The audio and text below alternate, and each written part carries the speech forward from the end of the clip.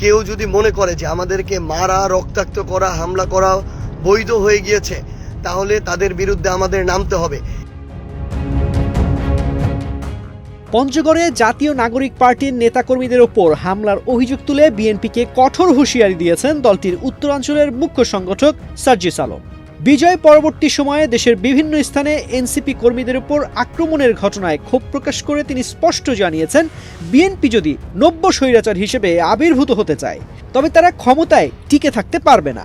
যে রাতের অন্ধকারে যেন তাদেরকে কেউ শনাক্ত যখন করতে পারবে না, তখন তারা তাদের জায়গা থেকে হামলাগুলো বেশি করে চালাচ্ছেন।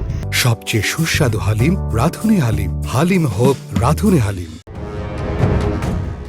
সামাজিক মাধ্যম ফেসবুকে দেওয়া এক বার্তায় সার্জিস আলম অভিযোগ করেন, পঞ্চগড় সহ দেশের প্রায় ৩০টি জায়গায় এনসিপি নেতাকর্মীদের উপর সুপরিকল্পিতভাবে হামলা চালানো হয়েছে। স্থানীয় বিএনপির বেশ কিছু নেতাকর্মীর বিরুদ্ধে সন্ত্রাসী কায়দায় আক্রমণ, নেতাকর্মীদের রক্তাক্ত করা এবং বাড়িঘর ও দোকানপাটে ভাঙচুরের অভিযোগ আনেন তিনি।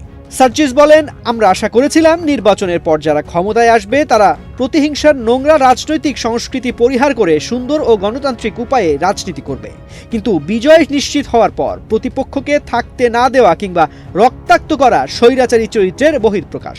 আমি আপনাদেরকে আহ্বান করব, পুরো পঞ্চগড় 1 আসন সহ পুরো বাংলাদেশে আপনারা যারা আজকে আপনাদের উপর হামলা হচ্ছে, জুলুম হচ্ছে, নির্যাতন হচ্ছে, আপনারা রাজপথে নেমে আসুন। তারা আপনার জান নিতেও বিন্দুমাত্র দ্বিধা করবে না।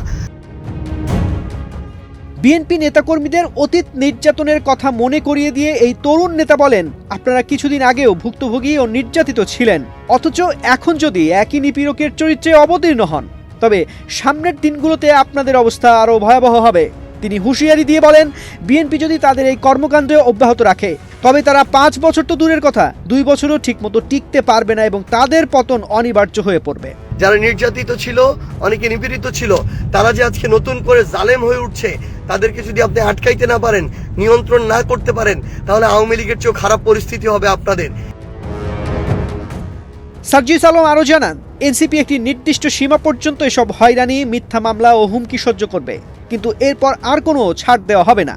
রাজনৈতিক বিশ্লেষকদের মতে নির্বাচনের পরপরই মাঠ পর্যায়ের এই সংঘাত দেশের ভবিষ্যৎ গণতান্ত্রিক স্থিতিশীলতার জন্য এক অশনি সংকেত হিসেবে দেখা দিচ্ছে।